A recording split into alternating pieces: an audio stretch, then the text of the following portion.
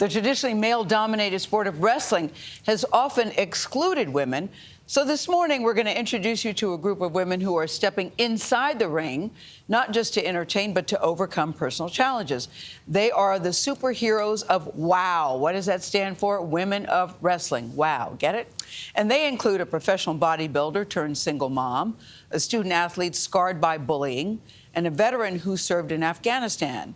CBS Saturday morning co-host Jacobson shows us the empowering stories of WOW. Kandi! Krush! Growing up in Minnesota, Amberly Shaw always knew she wanted to be a professional athlete.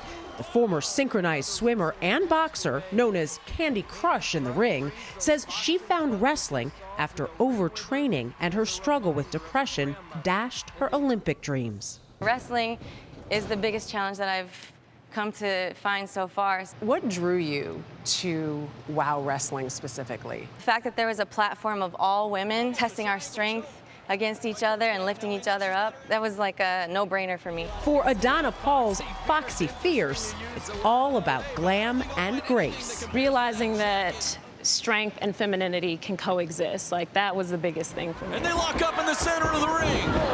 Strength and femininity aren't just found on the mat. When they climb up on the ropes, I'm like, I'm out. There's no way.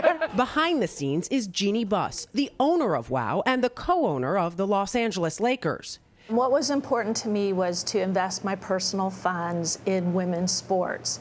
But the business side of me said, what business would be sustainable, that we could create something that would last for decades? And wrestling kind of checked all those boxes. Fans, as we get going in this... It was WOW creator David McLane, a lifelong female wrestling fan and the original founder of Gorgeous Ladies of Wrestling, or GLOW, who convinced Buss, his longtime friend, that she would love it as well. I thought it was going to be Jello wrestling or mud wrestling. I went to a show. As soon as I saw it, it all made sense to me, and I became a fan. This is decades for you of wanting to promote women's wrestling. Well, since GLOW, which I started aired, this is a 36-year journey to get it on national TV. They've given the women wrestlers their own worldwide platform. It's never been done before. Retired WWE wrestling champion AJ Mendez is an executive producer and provides WOW's color commentary. What was it like to wrestle as a woman in the last decade or so? Wow, it was really fascinating to watch these superheroes that I looked up to have to contend with this time that had things like bra and panties matches and stuff that just wasn't something I ever felt like I would be comfortable doing. And so my goal getting into it was to take all the wonderful parts of it and change the canvas and really just make it something different. What was different about WOW when you started to find out about it? It was the fact that it was an all-women's federation, an all-women's company. Cartwheel! What can you show me that maybe I can learn a little of? Let's start off with running the ropes. Flying against the ropes. Coach went for a clothesline. Schoolboy roll up. There you go. I'm like kicking like I'm a rockette, but okay. For someone who looks at this and says, well, those women aren't really doing anything. It's fake. What do you say? It's not fake. You have to be an athlete.